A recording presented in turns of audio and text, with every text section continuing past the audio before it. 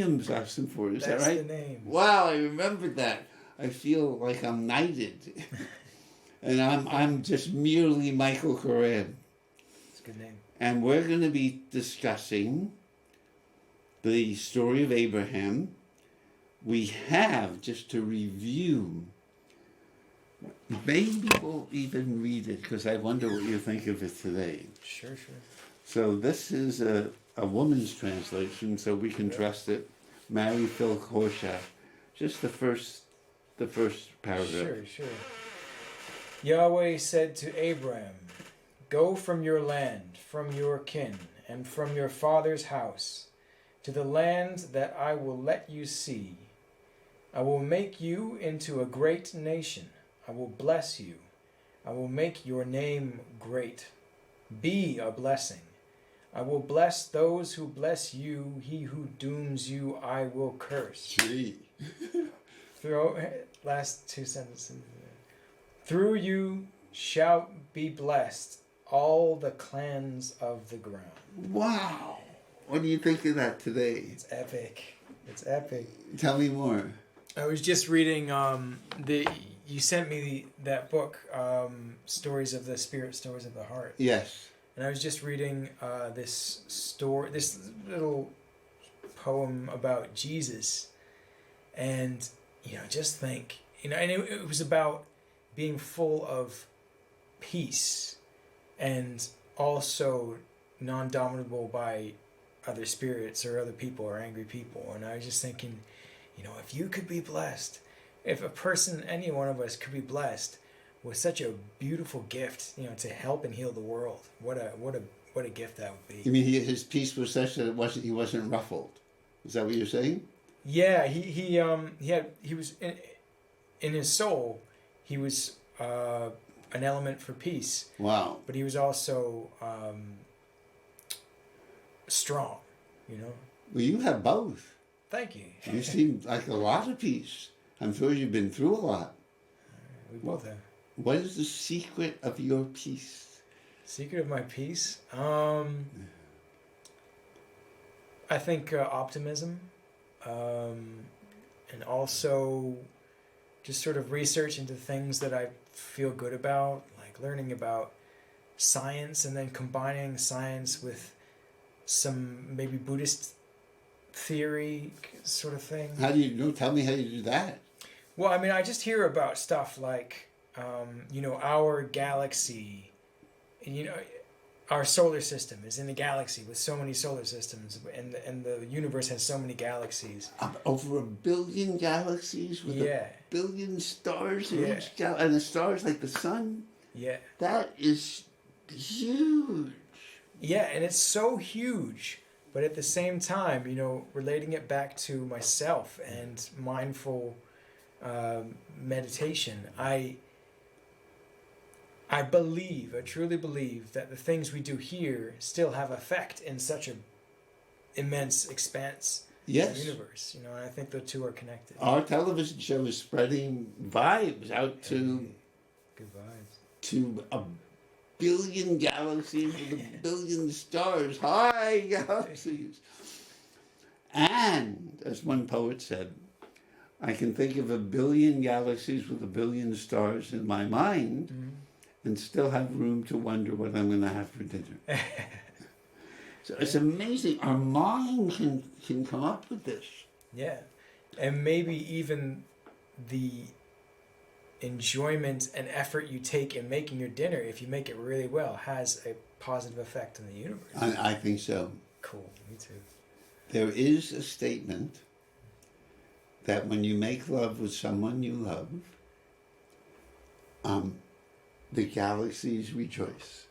That's good. Because the energies. I was thinking of something the other day. I was thinking of making love for peace on earth, and, spreading those good vibes, with your significant other or others. Yes. And just... Oh, I love it. Yeah, that interaction just makes the world a better place with And good vibes. I've had a wonderful friendship with someone. It's turned into a friendship for 13 years. Wow. Lovely. But she wants to be friends because she wants to be with someone remotely close to her age. So I at 82 and a half, I'm Well a done. free man. Help. Yeah. Helps. So I don't know. It's been a great journey. Yeah, Okay.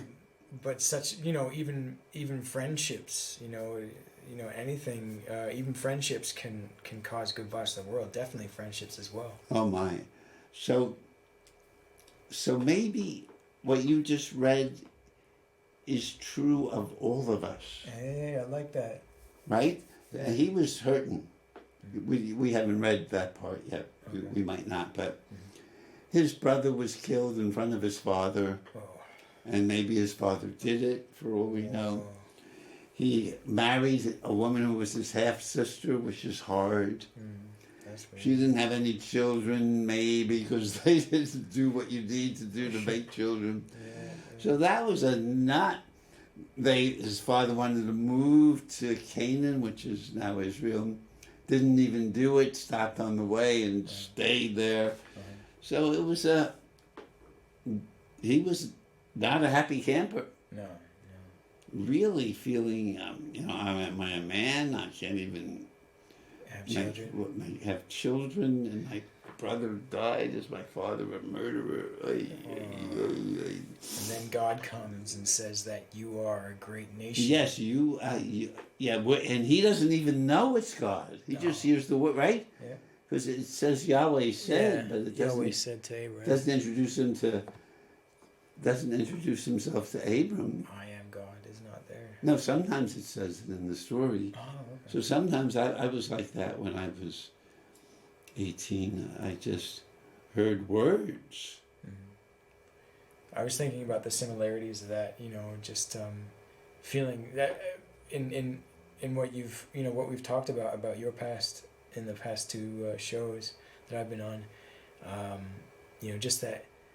just such a negative state of mind, so much pain, and then all of a sudden the voice came to guide you and make you, improve your life and get those goals done and all that. There's a story in the book I got for you where it says God comes through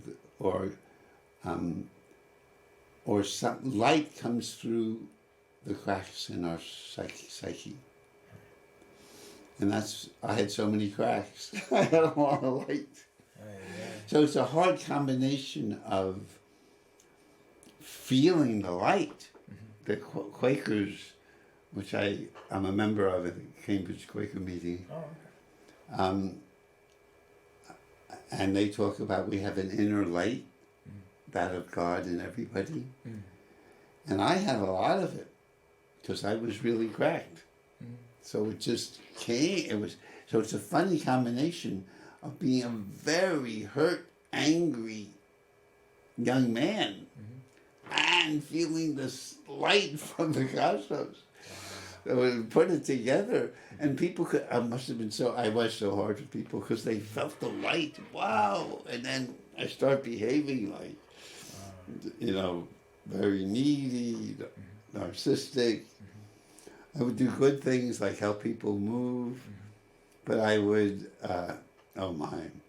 I said to the chairman of my committee at the University of Chicago, I sent him a note, you're no longer on the committee because you don't care for people, and I put it on the bulletin board to boot and signed it. That was the end of they still gave me a master's, which is so wonderful. I'm blessed. But it was that combination is a hard combination to feel the light because you're so wounded, and then your wounds get shared. They just come out. A friend of mine says, that anger inside is going to comes out just one way or another. One thing I try to do, I had a probably from around 18. I mean, in my late teens and early 20s, I had a lot of anger built up in me. And one thing I try to do now is if I see myself kind of going towards that state of mind again, state of feeling again, I check myself and I try to make sure that, I don't go and make those angry seeds stronger again. I try to say, you know, what can I do? What can I be a peaceful, happy person now, and not go back there? The same here. I tried. When I had my sinus, tell me if I told you this. I had my sinus cancer, 8-hour operation. I had a stroke during it. Oh, Couldn't walk when so sorry. the nurse told me to get up from the bed. I tried, and the room started to spin. So they put me at Mass General for a few days. And doctors would come and wake me up at 5 in the morning when I'm healing. Why? Can you follow this hand? Can you follow this? And I told the nurse, I don't want them to come. And when I went to bed at night, at the third night, and she said, I think her name was Catherine, they have to come. And I'm a believer in freedom. You don't have to do what you don't want to do. So you don't have to. I said, you don't have to. They don't have to. And she said, they have to come. I said, no, they don't. They're free people. She said, they have to come. And anger just flared out of me. I said, if they wake me in the morning, I'm going to kill them. Oh. I've never said that. I've had that urge inside. For too long, but I tried to keep it like you keep it under control. Yeah. It slipped out. It was in some ways healthy for me. She wrote it down though. Fortunately, I was talking to a friend about it, and I apologized a half hour later. Yeah. In the morning, a security guard with a sport coat, with a smile on his face, said at 7 in the morning, not before. Okay.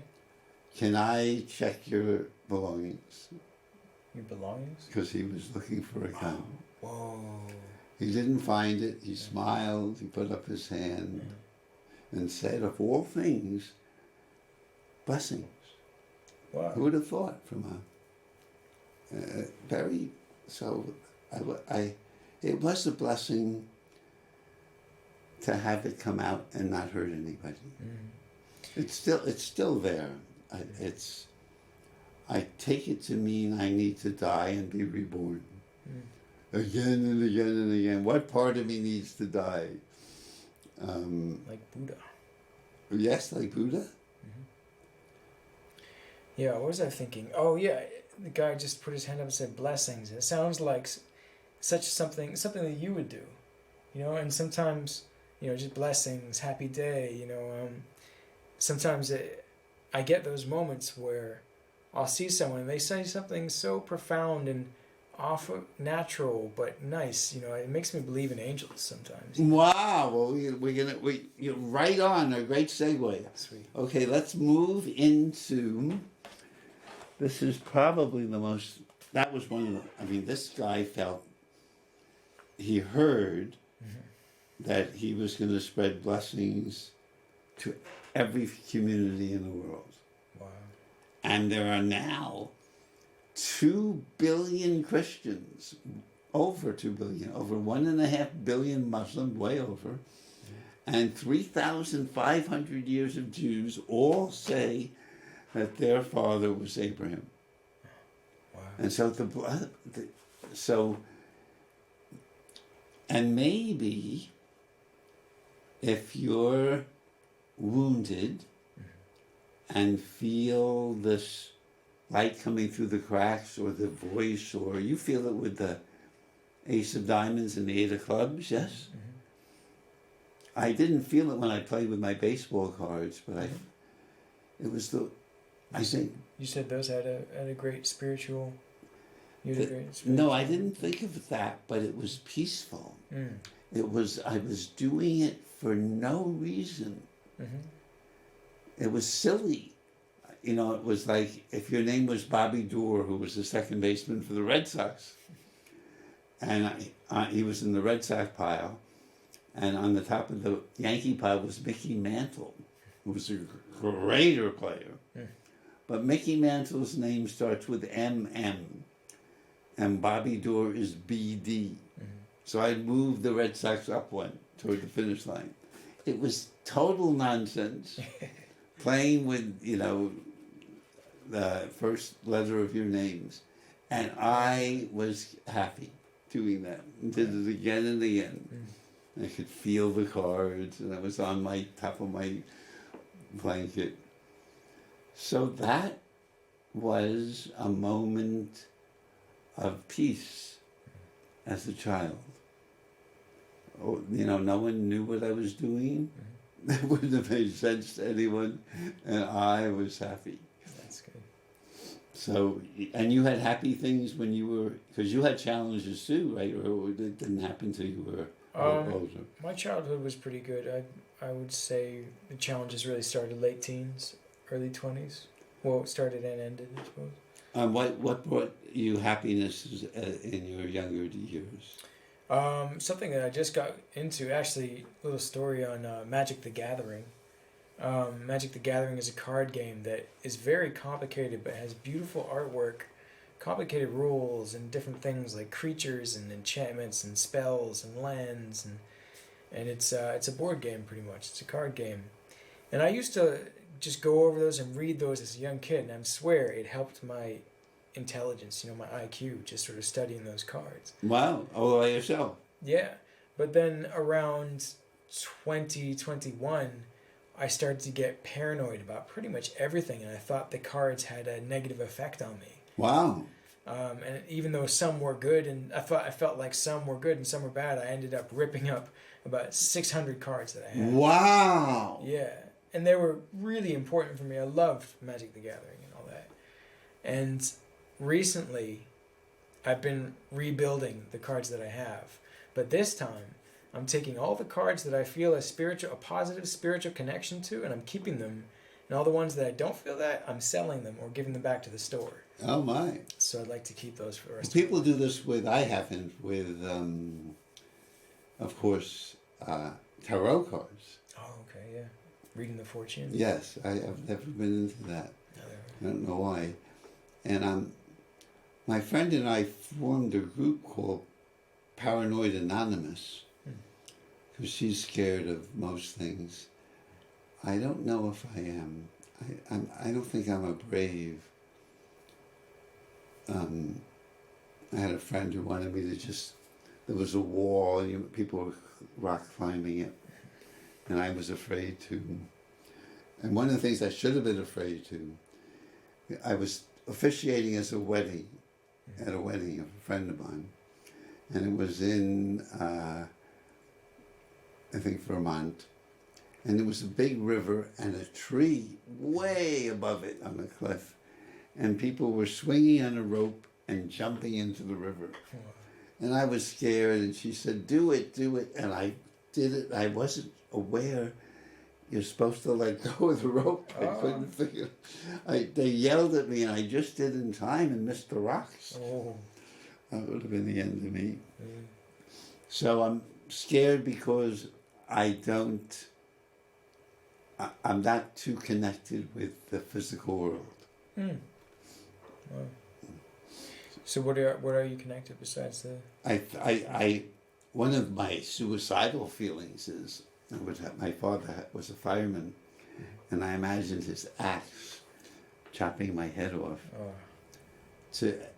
These things are all good, but it's hard to know that. It was like get out of your head and into your heart. Oh, interesting. So all of these angers, each of them, my friend Michelle, who I've been with for 13 years, has an amazing mantra called, she might have got it from the Buddhists, I'm not sure. Why is this happening for me? Whatever's going on. Why is the world possibly going to end? Why is it happening for us? Well, maybe there's another, as one poet said, there's a hell of a universe next door. Let's go. Okay, but that was we were supposed to segue into angels, which we're going to do now. Okay. Okay, so, well, just to sum up, did I do anything? Was it static? I don't know. Oh, I touched these wires, yes. Wires down there, yeah. Yes, oh, I see. So... Probably want to get your foot away from there. Yes. Thank you. No worries. I hope we're still on. Hi, everybody. So it could be that Abraham is every man, and all of us, especially those of us who are wounded, and most of us have been in one way or another. There was one poet who said, the reason people like murder mysteries is we all know a great crime has been committed in our life, but we don't know exactly what the crime was and who the criminal was. Wow. So we read the whodunits to find out, how did I get hurt this way? Yeah. So sure, I think I needed to be paranoid, because I hope we're going to get to the second part of Abraham. I might have told you this, maybe not. I'm 11 years old, and we're visiting my aunt in Queens. This is before we moved to Queens. And I go out for a walk. There's a lot of people visiting Aunt Joyce. And everything seems loud. The trucks, the birds, the noise of people talking. So all by myself, I didn't know. It's like so loud, as if something's coming. I don't even know why. Why do you think? Why would a young 11-year-old hear everything so loud? I don't know. How were you in? You said you went with your mother? I went with my parents and my brother, but I was walking alone. Is there anything notable that happened in the recent times before? No, they were happy there, though. They usually weren't happy. Maybe that was part of it. Maybe that was it. Since then, I've discovered when I get rid of my shells, protecting me from the world, the world seems way more beautiful. Like I've never seen a tree before. So it might have been that I knew that there was way more going on than I could take in as a kid. And I remember walking upstairs to my Aunt Joyce's home with her Uncle Barney. And just before I was going to open the door, I actually thought this at 11. Everybody's going to pretend to be who they are. Mother's going to pretend to be mother, dad's going to enjoy. And I didn't think of it after that, but I remembered it when I lived with same city with Aunt Joyce when I was at the University of Chicago. But I didn't want to tell her, because then I knew that Aunt Joyce had a social persona. Hi, John. It was a very nice persona, but there was somebody behind that. So I figured that out. So I think that's why I heard a lot of noise. And being paranoid was knowing that lurking behind most people, there's other personalities. So that's why I had Paranoid Anonymous with my friend. We've changed it to Wonder Anonymous. Oh, okay. I wonder who you are. Sort of like the unconscious, the subconscious, and the conscious.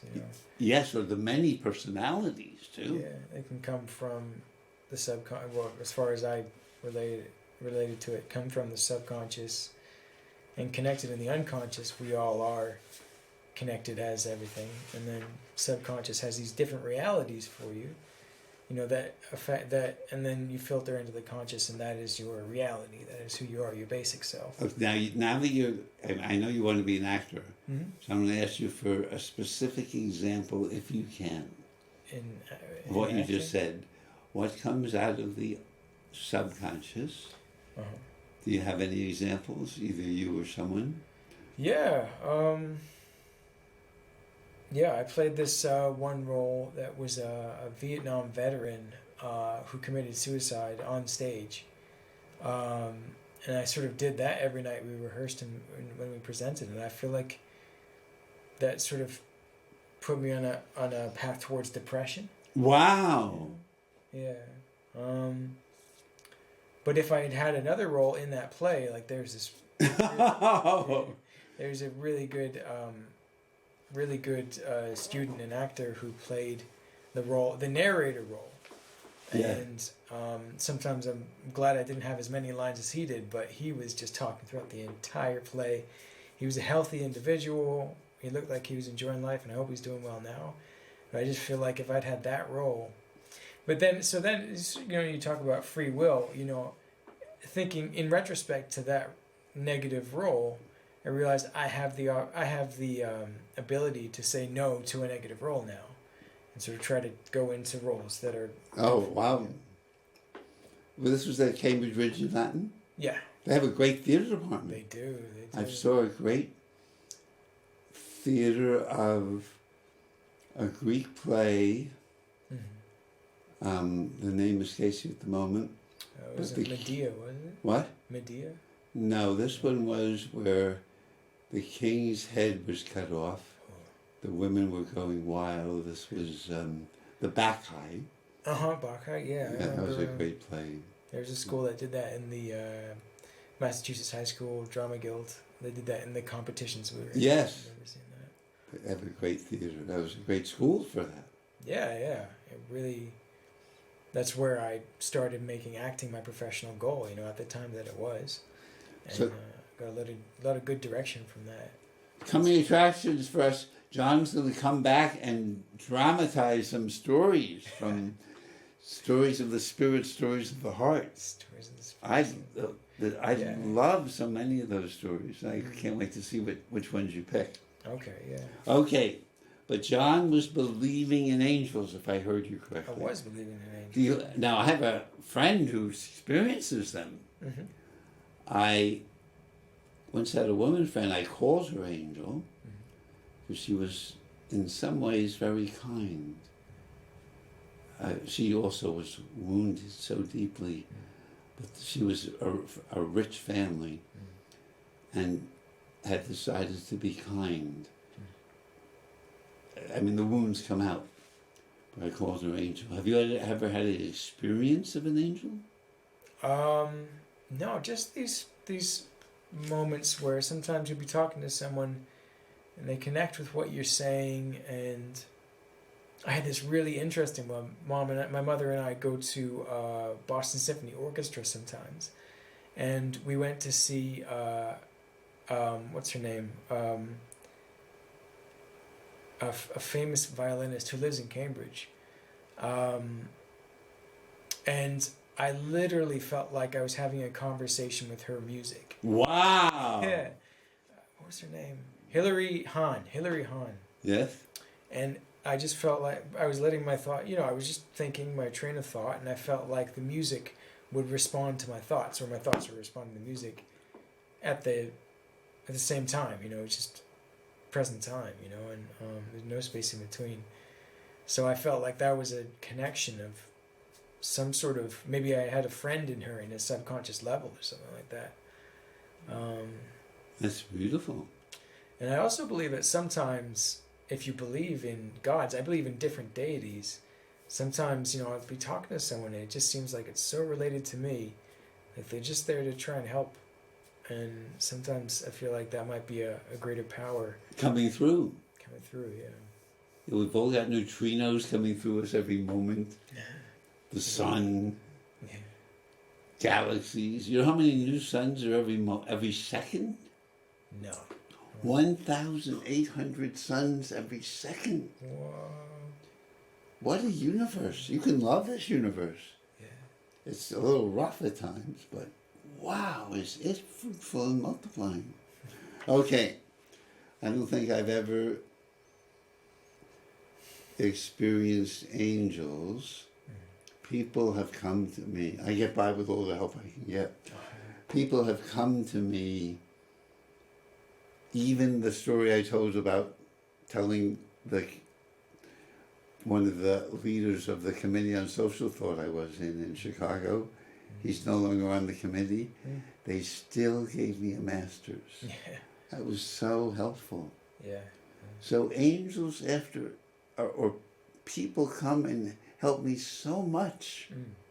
again and again and again that my first guru who tried to tell me that instead of talking to myself, I was hearing God talk to me. Oh, wow. Which got me very arrogant. I just had a friend tell me this morning, "Oh, were you arrogant?" But it was very helpful because it gave me confidence. Yeah. Aha! God wants me to have pretzels. Honest, that was. It's time for pretzels, Michael. Okay, well, we promised you a story about angels, and here is the famous story from the story about Abraham, who was supposed to bless everyone. But we'll discover again, with wounded people, a lot comes through them, but also that what makes so confusing is also their wounds. So they could be very angry. And here's the story of a wounded healer. And you can read all of chapter 22. I might interrupt just for... Okay. But you can interrupt. Sure. To tell us what you're feeling and thinking. Okay. This is chapter 22, the story of Abraham, the famous, you'll find out what. Okay. After these things, Elohim tried Abraham. He said to him, "Abraham," he said, "here I am." He said, "Please take your son, your one and only that you love, Isaac. Go to the land of seeing, Moriah. Offer him up there as an offering to one of the mounts that I will say to you." Abraham, up early in the morning, bridled his ass. He took 2 of his boys with him and his son Isaac. He split the wood for the offering. He rose and went to the place that the Elohim had said to him. On the 3rd day, Abraham lifted up his eyes and saw the place from afar. Abraham said to his boys, "Stay here with the ass. I and the boy will go yonder. We will prostrate ourselves and return to you." Abraham took the wood for the offering. He set it upon his son Isaac. He took in his hand the fire and the knife. The 2 of them went on together. Isaac said to his father Abraham, he said, "My father." He said, "Here I am, my son." He said, "Here is the fire and the wood, but where is the youngling for the offering?" Abraham said, "Elohim will see to the youngling for the offering, my son." The 2 of them went on together. They came to the place that the Elohim had said to him. Abraham built the altar there and laid out the wood. He tied up his son, Isaac, and set him upon the altar on top of the wood. Abraham put out his hand and took the knife to slay his son. But Yahweh's messenger called to him from the skies. And messenger is translated by some people as angel. Interesting. So the messenger or angel came to him from the skies and said to him, "Abraham, Abraham." He said, "Here I am." He said, "Do not put out your hand to the boy. Do nothing to him. Yes, now I know that you fear Elohim. You have not held back your son, your one and only, from me."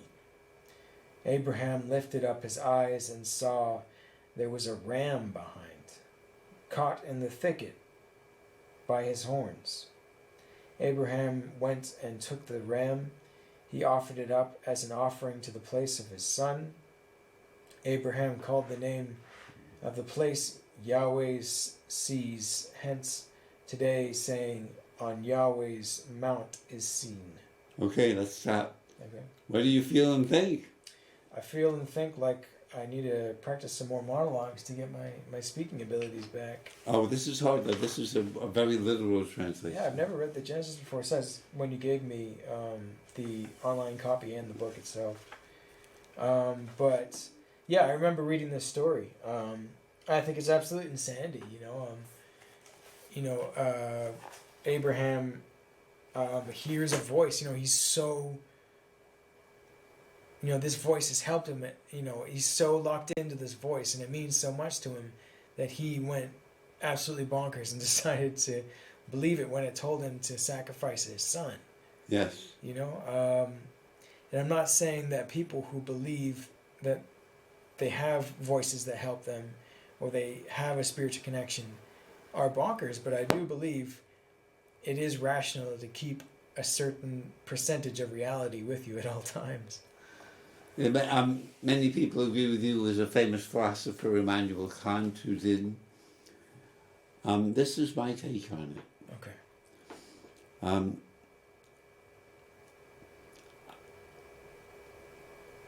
Abraham could not have a child with his wife, Sarah.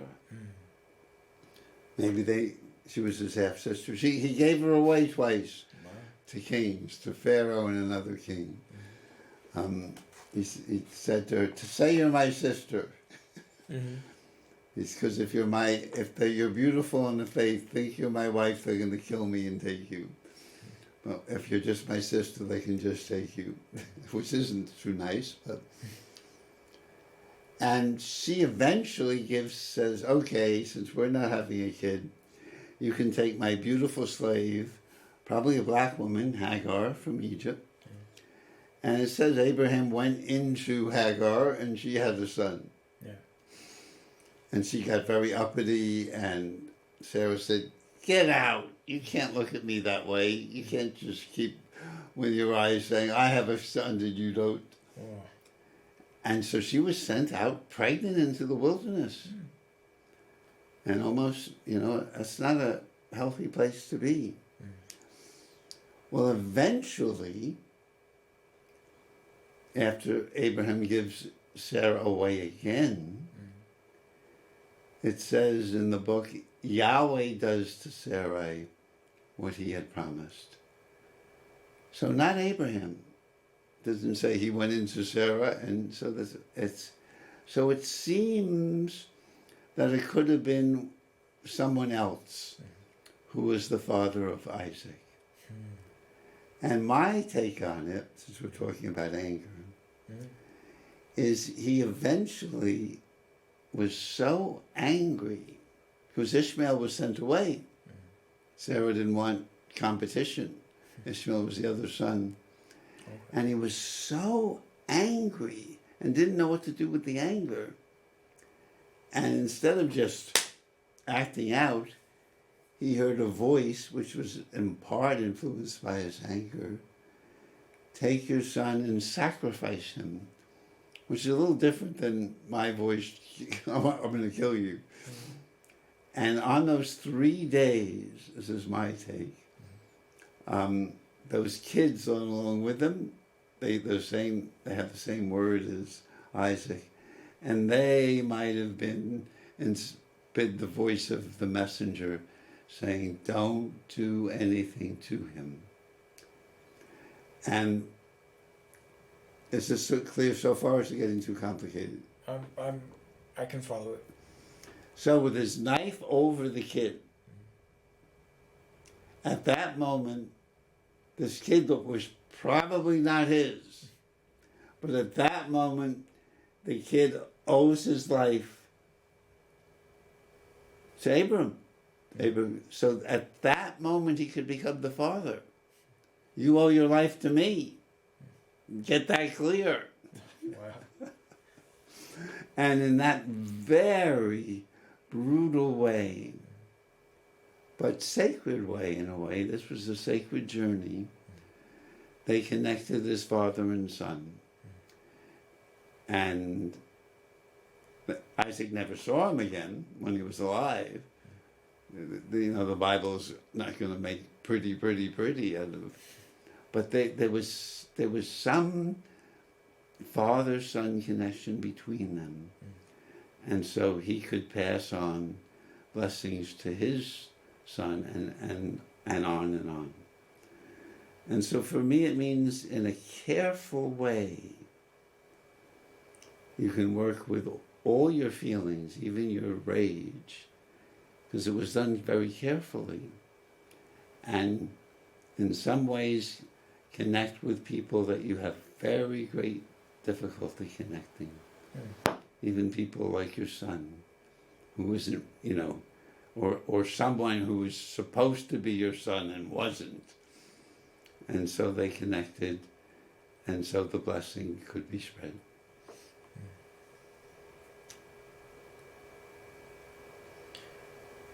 Do you relate that to your life, your relationship with your father? Well, I felt he's trying to. I once asked him, Dad, well, let me just go back. My father was kind enough to tell me when I was 50 and he was 70, 75, maybe I was 45 and he was 65. We're walking by the Atlantic Ocean in Brooklyn, where we were both born. And he says, when you were born, I told you this, the psychologist at the time said, don't spoil your children, feed them only at the end of every 4 hours. And I would scream for food. I was a colicky baby, according to my mom. And at the end of 4 hours, it was time to feed me. And I, maybe good for me, maybe not, I don't know, free spirit that I was, 1 day old, I refused to eat. They had formula in a bottle and I spit it out. Wow. My father tells me this. Yeah. And he says, I had to hold you down. And Mom poured the milk through your lips, down your throat. So in that sense, they were educating me to be into the story of Abraham and Isaac, and even the story of Jesus, right, with my arms outstretched, Wow. and getting tortured with food. Boy, it made it so hard to eat. So I didn't want to be forced to eat, and even today, if someone says, eat this, I said, don't. I need to. So in that sense, I was imprinted as a 1 day old into the story. So when I read it, I said, wow, it had I was some way connected to it in ways I didn't understand then. Interesting. But I don't know these sentences that are coming after. Did I connect to my father and mother this way? I'm very grateful he told me. Because it proved your connection to the story. And to my life, to understand why food was so hard, Oh, yeah. why I was so shut down. I didn't have any feeling. So I got into my head. The world was just too painful. So I probably need to pursue it more. But that was that a connection? I'm so grateful he told me. He didn't have to tell me that. My mother never did. But that at least is my answer to your question of my connection to the story. I'm not sure. You can tell me, is there any ramifications between Isaac and Abraham really connecting as father and son, and me and my dad? Yeah. Well, I mean, it's just this. It's kind of ironic because it's this concept of being so dedicated to this God that you would even sacrifice, someone you love most. And some can see that as dedication, but you can also see it as going too far with with their religion. I feel like it's interesting. I don't want to bring this back to me, but the way I'm relating to it is, sometimes I get very frustrated with myself if I don't practice my music or practice my acting or practicing my writing every day for as hard as I can and never stop. And sometimes I can't do that, Sometimes I have to sit back. Yes. And just jam out or relax and take a break for a moment. Yes. And I think that's okay, and I've stopped beating myself up about yes. it. So how does that wonderful story relate to this story? I just think it's probably an opposite, really. I see, drummers on TV or YouTube or whatever, and they've practiced 10 hours a day for their entire life. And I don't know if that's sort of I don't know what that is for them. I don't know what that felt to have that motivation to go and do that. But as far as the story is, for me, reading it, I thought this is just maybe a advice or warning about not going too far. Oh. Well, he didn't. Yeah. And several people, like Alan Dershowitz, a lawyer at Harvard, or was a famous lawyer, he helped defend O.J. Simpson, among others, thinks that he didn't do it. He almost did it. He was like psychodrama almost. We're going to play this out. I have these feelings toward my son. I feel like killing him because he's the reason my real biological son was sent away. I need to find some way of dealing with these feelings that are going to kill me. Wow.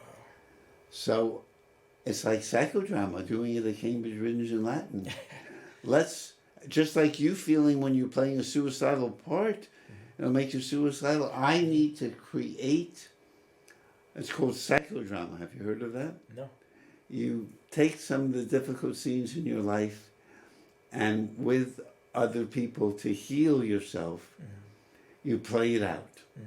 If you feel like killing someone, you do it in the theater. If you feel suicidal, you'll play a suicidal part. If you want to encourage your romantics, you'll play Romeo, maybe. Yeah, that's that. So that's psychodrama. It's I've done it. It's very healing. Cool. So he might have had I need to go through something like this, but I'm not going to do it.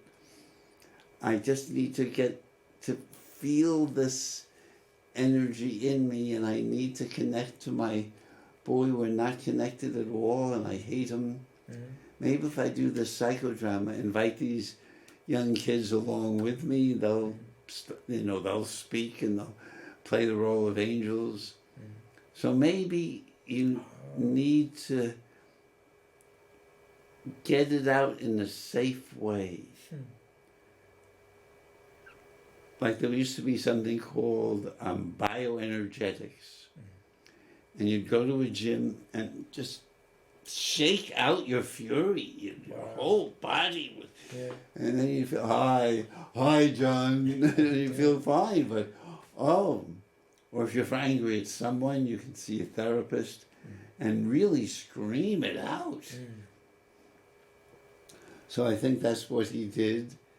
And I have really needed to do that my whole adult life, whether to myself, chopping my neck off to get into my heart. And ironically, I see you as someone who is very connected to his heart, to be honest, because I remember when I first started, when Anthony was here and we were trying to, how do you feel about this? Describe the feeling. I was so mental about it. I was like technical. And I feel like you helped me kind of get more into my emotional state of it instead of in my mind like that. I'm learning that myself. You're helping. Awesome. It's funny. One thing I remember from the 1 year I did at Boston University is one of the acting teachers said to me too. I mean, she said, "You're so stuck in your head. Stop being so cerebral." Oh, the same thing. Yeah. Yeah. Stop being so cerebral about your characters. And at first, thought, okay, I'm trying to feel things, and then I couldn't feel anything. Does this mean I'm too cerebral? And I stopped judging myself, and I don't really judge myself anymore about being too cerebral at things. But there's been a few shows in this show when you have me on, where I've thought, oh wow, I'm talking in technical terms, not feeling. Yes. Not feeling. I'm slowly learning at this advanced age of 82 and a half. I'm like like a 5-year-old. How old are you? I'm 5 1/4. And the trick is, I had to get by because the feelings were so violent and so wounded and so vulnerable. Do they go together, violent and wounded? I think, yeah. You want to lash out because I'm hurt so much, don't know what's going on. So I went into my head, escape! Let's get away from it all. Let's talk about it. But now I'm trying to, the trick for me is, if I can remember, because I have what's called a mental bypass. If I have difficult feelings, I immediately go into my head and talk about them instead of feel them. But they're starting to come now. That's good. And the trick for me, maybe it'll help you, is I try to feel where in my body something's happening. Mm-hmm. And I might not even know the name, what the feeling is. And if it's in my gut, I can say, okay. And I can have a conversation with my gut. Mm-hmm. Are you angry? No. Scared? A little? Oh my. So can we say you're a little scared? Yeah, that feels right. So then I feel a feeling. Wow. And understand it. Wow. It's called focusing. That's cool. Do you feel the feeling before you connect with it, or do you connect with it to find the feeling? Do you feel the feeling before you connect to it? Mm-hmm. I'm so used to running from them. But now they're coming. And I believe, I learned in Israel, serve God with the evil impulse. So whatever feelings I try to say, I'm going to use you. If you're anger, let me use you to, maybe it can be energy to write some more, or to ask somebody to do something that I want them to do. What would that be? I would ask a friend of mine, you want to talk, you want to talk less. I would love it if you could try to do that. Because she's a wonderful person, but she talks on and on. So I can take that anger and turn it into a doable request, not a yelling. So I try to use all these, I might bring in a poem about whatever comes. This is a poem by this Rumi mystic. Whatever comes, use it, because it's an angel with a message for you. All your feelings, depression, anger, what are they trying to teach you? So I'm learning that at this age. I've been able to say it, but to really feel it is another story. Interesting. I think the thought I got from that is sometimes I see, maybe if I were to see it as what is an angel trying to tell me, maybe my anger is just a way for me to become more of a peaceful person. Yes, that could be too. Yes, because when the anger comes, are you going to go with it and be angry, or are you going to realize, okay, that's part of myself that I just need to let go for now? Help me more peaceful, even though I have the anger. That too. Oh, you can also use the anger well. If you, I did that when I asked my friend, I'm angry. Well, what can I request to help things get better? Or what can I ask myself? I'm angry at myself for working too hard. Okay, would you like a nap? Yes. You can. You can. Well, we only have 2 minutes. How should we sum it up? Rock and roll. Anything else? I don't know. Another good therapeutic episode on AHA. And I really appreciate being a part of this. Thank you for inviting me. Oh, I love having you here. Me too. And there's this. Oh, so he was using his anger to create a blessing, a hard blessing between him and Isaac. Oh, okay. He was using his anger, and so Isaac could feel connected, and if you feel connected to someone, they can, all that they are can flow into you. Wow. He could get, as we were talking, this light energy that was coming through Abraham, or there's these voices that came through, or this voice. It's interesting, in the story it says, the Elohim. So it's not one God, it's a community. Oh, yeah. So, I did get a little bit confused about the definition. yeah, yes, this was an honest translation. So we could feel coming through, you could feel this with both the Ace of Diamonds, the Eight of Clubs. I need help from Buddha, from Yahweh, from Jesus, Krishna, and others. Great Spirit. Well, on that note, blessings to us all. May we use all our feelings, anger, sadness, vulnerability, paranoia. May we use them all, find ways to use them all well. Yep. Last words from you, 5 seconds. Very well put. I see, thank you.